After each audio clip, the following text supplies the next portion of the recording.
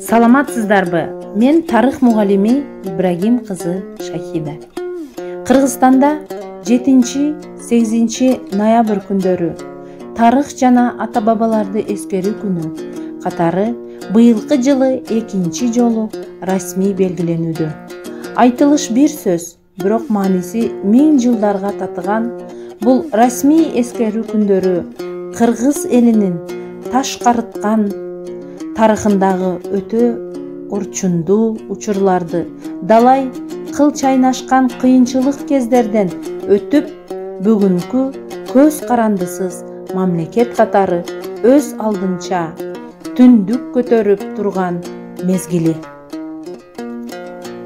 Ошондой эле тарых болбой, эл болбойт демекчи, ар бир элдин басып өткөн тарыхы менен маданияты жана каада салты анын учурдагы жашоосу үчүн өтө маанилүү болуп саналат. Анткени ошол эл менен мамлекеттин келечеги тарыхына карап калыптанат. Биз кыргыздар да дүйнөдөгү 2000 жылдын ашык тарыхы бар байыркы элдердин катарына киребиз.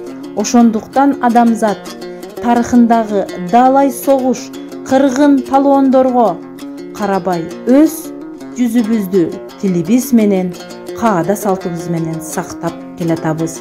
Ошондой эле Манас эпосунун 1000 жылдык маарекелерин белгилеп, Ош шаарынын 3000 жылдыктарын да жөн гана өзүбүз ойлоп таппастан ЮНЕСКО сыяктуу эл аралык уюмдар тактап, бизге далилдеп бекиткен.